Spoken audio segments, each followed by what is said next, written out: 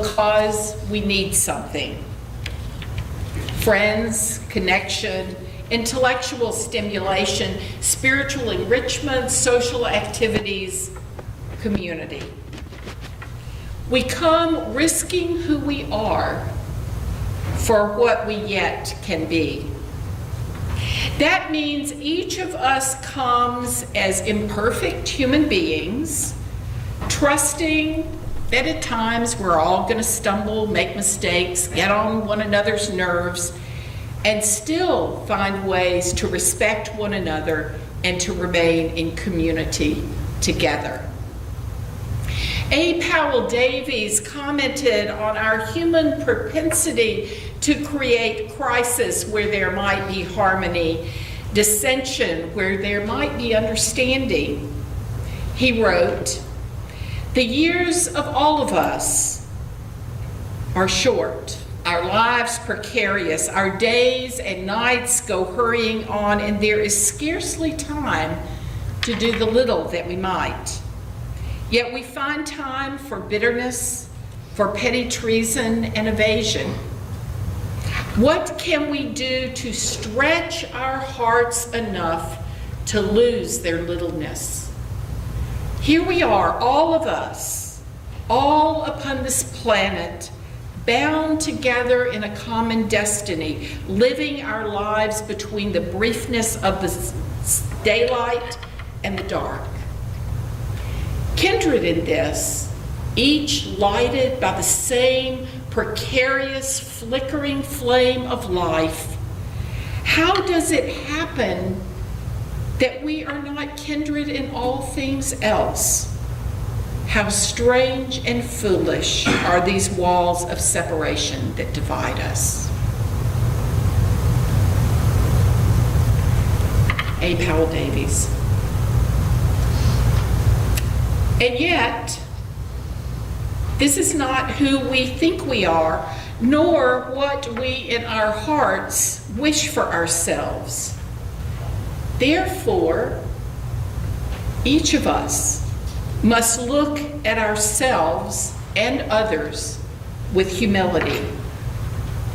As people who seek to live out our principles and our ethical commitments, we know that every one of us has work to do. So we come here as imperfect, wonderful, hopeful beings in need of people who can help us grow and become more of who we might be. When we enter this community, we are aware that we are trying to step outside a culture that often encourages us to focus on fast fixes or to avoid people and issues that cause us discomfort. None of us wants to be discomforted. Yet on some deep level, we know we are called to greater things than separation and alienation. We are called to help transform and save the world, beginning with our families and the communities we have chosen. In a very simple and memorable poem, Emily Dickinson spoke of this, calling to help, focusing on her own calling to help in her poem, "If I Can Keep One Heart from Breaking." Susan, thank you for sharing this poem put to music. And to Paula.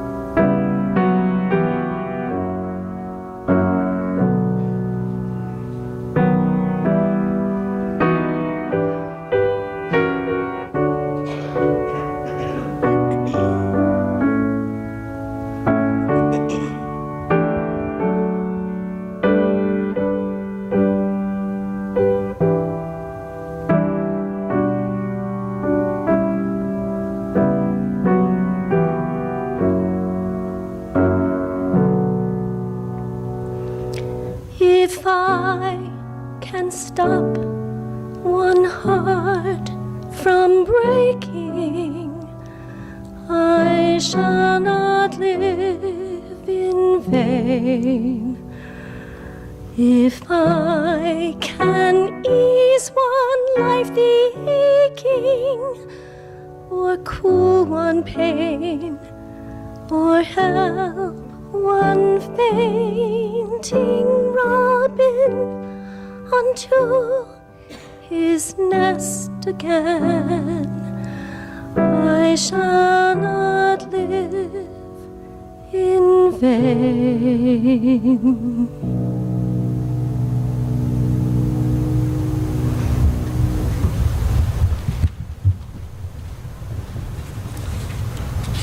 Thank you. The commitment to be of service is what calls some people to ministry and many others into service work of one kind or another. One of the most challenging aspects of ministry, and I think of service work, whether you're a teacher or social worker, is the realization that often people do not see the minister as a person, as a human being. That was really painful and hard for me to acknowledge, and it's a lesson that I try to pass on to new ministers who I mentor. Like everyone else, I want everybody to like me, and as a Southern woman, I get that in spades. But you know, that's not possible. I, like the rest of us, put my foot in my mouth more times than I would like to admit. But the reality is that each of us brings to our community our childhoods, our perceptions, and sometimes our unrealistic expectations. And inevitably, each one of us bumps into our rough edges.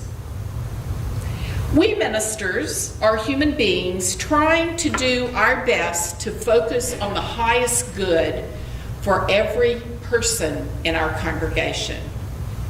Sometimes our actions are misunderstood because often people see their projections of us, not us as individuals.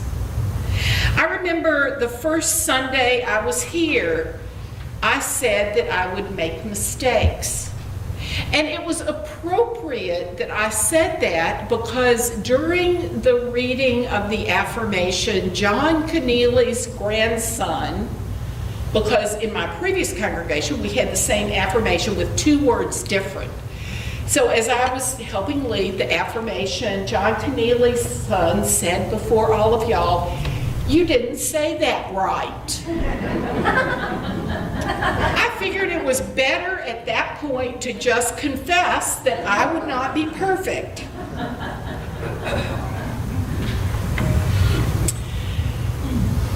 So I have, just like every one of us, human frailties. I make mistakes. And in a sense, that is a gift that we give to each other because our tensions have the potential to help us grow into new understandings of how we can be better together and live deeper, more meaningful lives. What keeps many of us in ministry through the pain of sitting with people who are struggling with loss and trauma, through the reality of conflict, which is always part of any human community, and also through the amazing experiences of the joy of birth, life surprises, children coming of age, marriages, just the joy of living. What keeps us in this work is that we ministers believe our congregation is a place where hearts and minds can be transformed. This community is a place where we can have the courage to move beyond our differences and to learn from one another. I'm here because I believe that we can support one another to have the courage to look at our frailties, at our challenges, at our broken places, and be transformed by those experiences. And I also believe that this is the only kind of transformation and reconciliation in the midst of conflict that can be the building blocks, the foundation stones for peace and understanding in our world.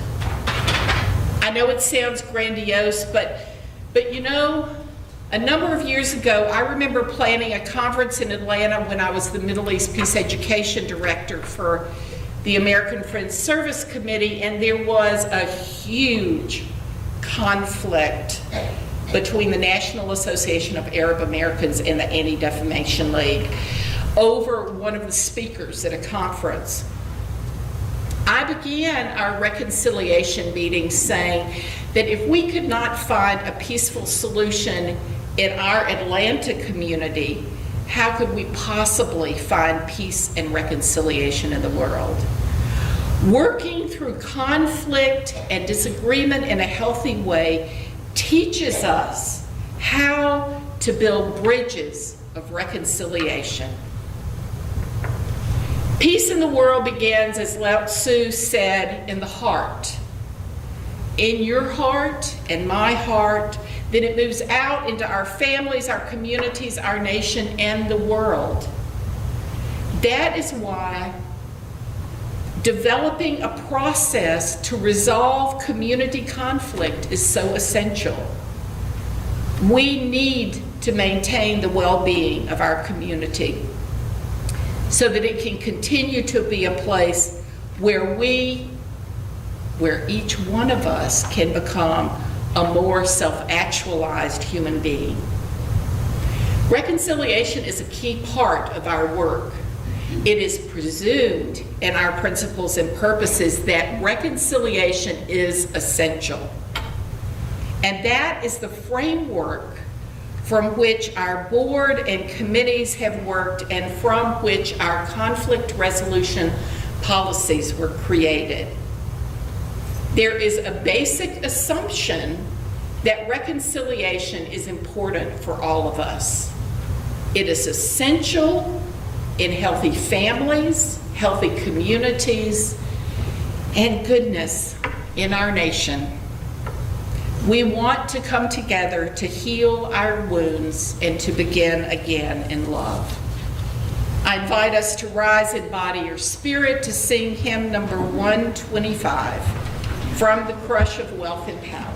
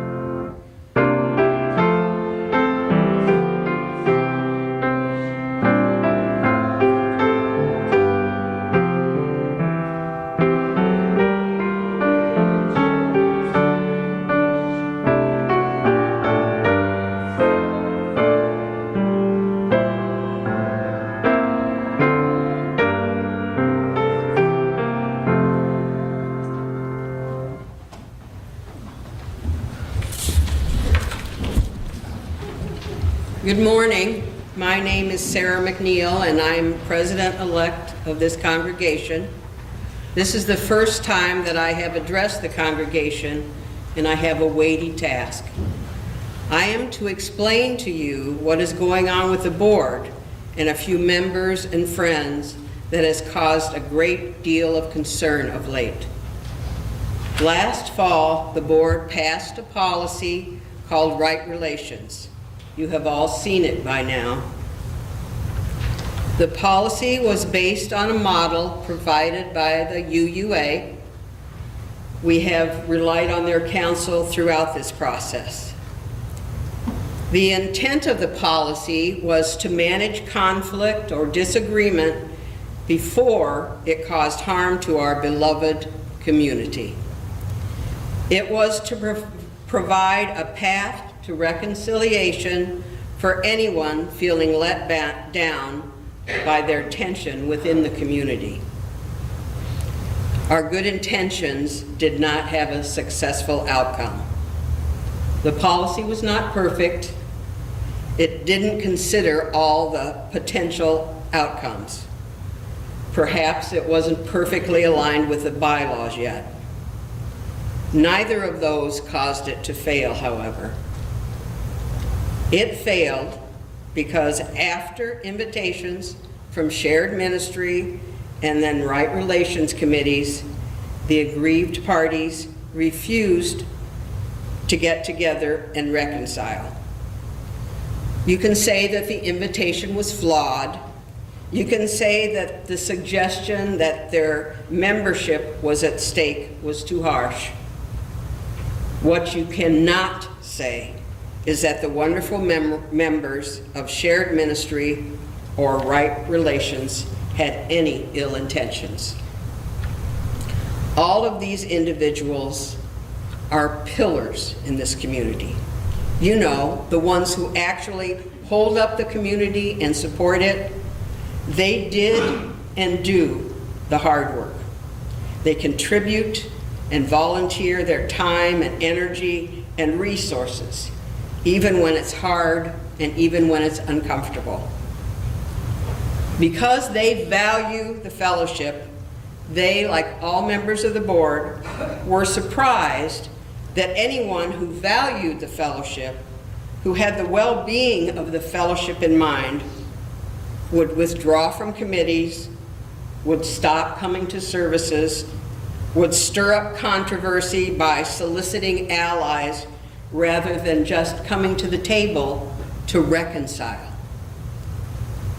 No one asked them to wear sackcloth and ashes. We didn't want to engage in a he said, she said. We simply invited them to be in a healthy relationship with this community and its leaders. The aggrieved wanted confidentiality, so I can't explain to you why all this started. At this point, it doesn't really matter, does it? In the end, we did the best we could for our parts. We want to move on, improve policies and procedures, learn more about how to maintain right relations among ourselves. We are worn out from trying to do the right thing for our whole community. And we still continue to respect the parties. It is still our hope that they will choose to reconcile. It hasn't happened yet. We continue to ask them to come, to talk, to heal. At some point, they have to decide whether they truly wish to be a vital part of our beloved community. We will welcome them if they do. Now let's you and I demonstrate what it means to be in right relations by showing up and doing the hard stuff of working through our disagreements. It doesn't have to be perfect. It only has to be rooted in love and service.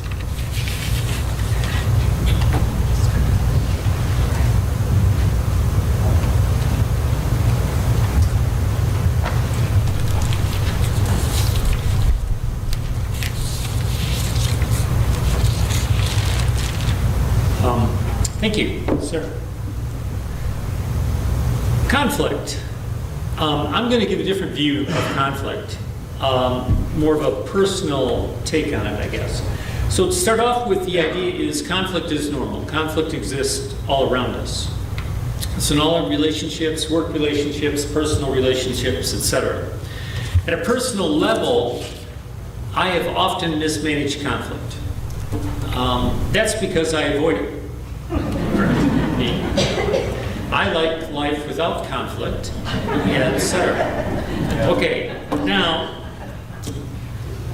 but when I got married, one of the things I discovered is that there can be personal conflict, and happiness was going to require me to resolve these conflicts. So I've learned a lot through my marriage about conflict resolution.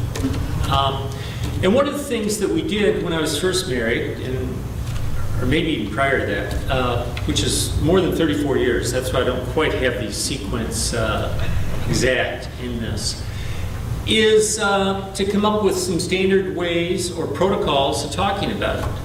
One of those that we used in the beginning was transactional analysis. I'm okay, you're okay.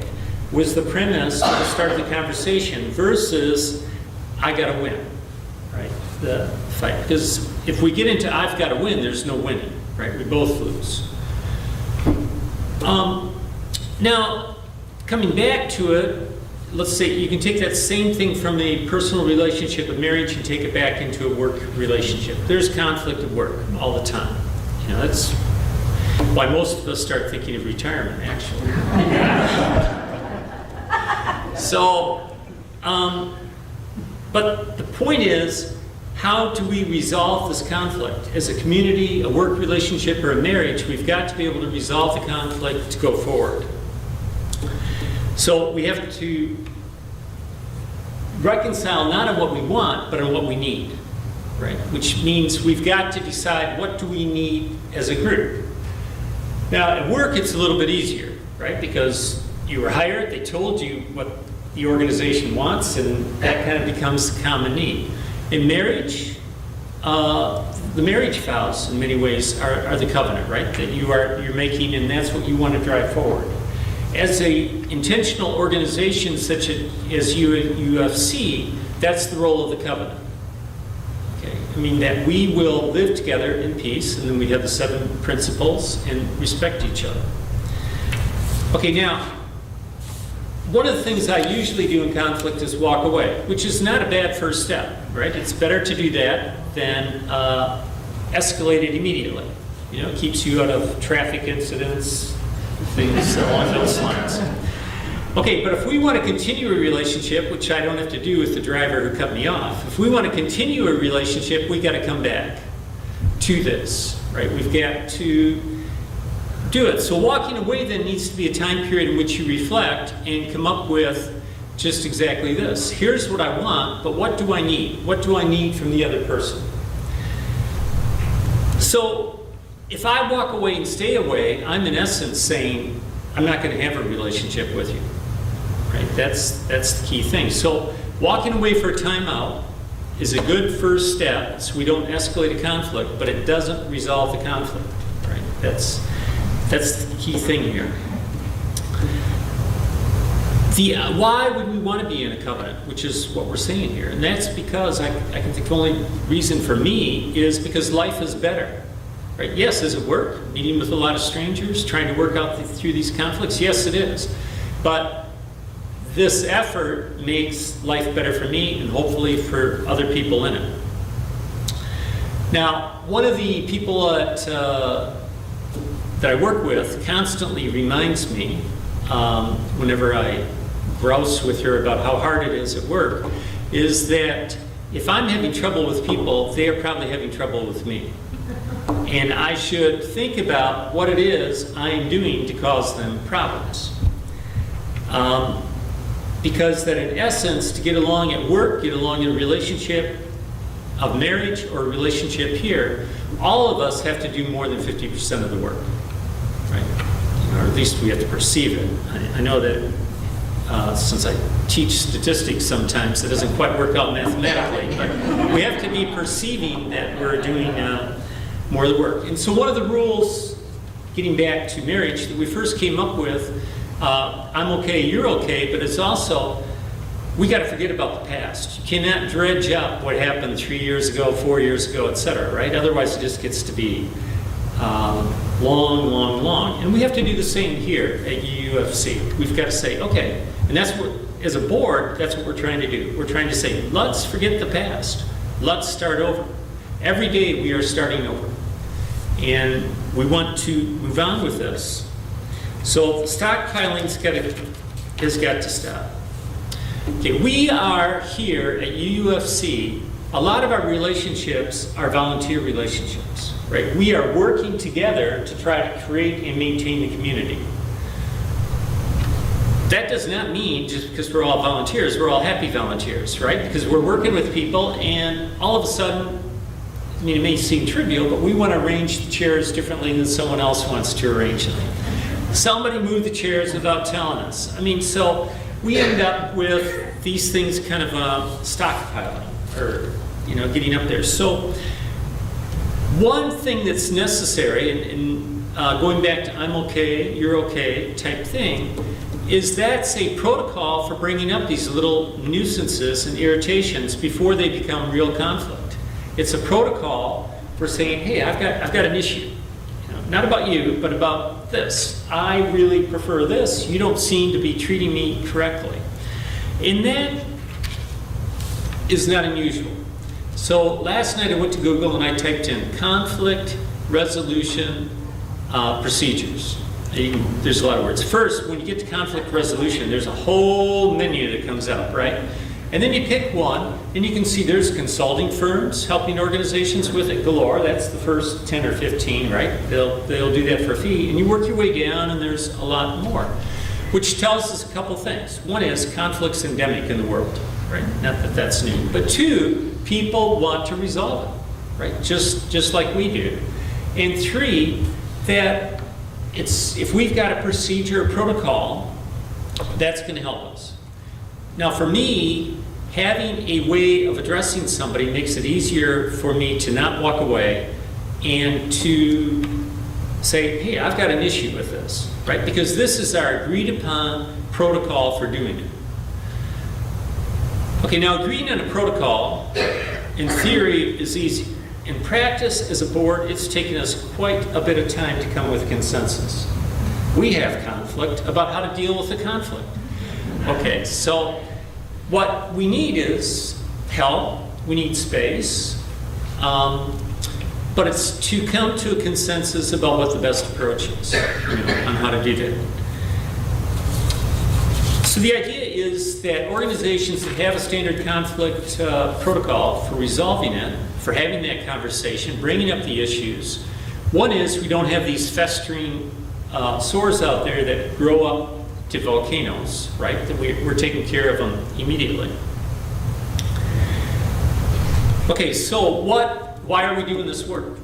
We're doing this work because as a board, and I'm sure, and why are you here today? Because as members, you feel that together we can resolve conflicts, and that should deepen our foundations with each other of our relationship, right? Doesn't mean we're all going to love each other and live happily ever after, right? So you've been married. We know that's kind of a fairy tale, but we can grow together, and we can trust each other, right? That we have our best at heart, that we trust each other, that we are going to work to try and grow. And that's the purpose of it. So yes, we can respectfully disagree, perfectly appropriate. Elaine and I disagree about a lot of things and can keep working together, work out what's going to go on. We can stay engaged even though we disagree. So reconciliation, the reason for reconciliation is to encourage the health of our congregation, of our fellowship, and to ensure that we have a strong future. So that is what we as a board are engaged in. We hope we have your cooperation. Thank you.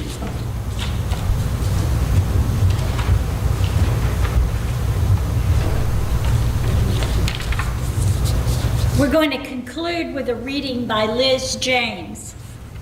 and it talks about membership. Today, you join in membership. She talked about this as the first day we become UUs and how exciting that first day is. And then life comes along. So this is her take on it. Today you join in membership. This is a moment of excitement and possibility. And although I don't wish to pull you out of this moment, I need to talk to you for a bit about a moment in your future. There will come a time when you are not a community of excitement and possibility that is your true home. There will come a moment when you do not fit and we disappoint you. Memorize the feelings you have in this moment, because you will need them for months from now or years from now. You will need them in the broken-hearted moment to come, when you realize that we together are not all that you thought we were.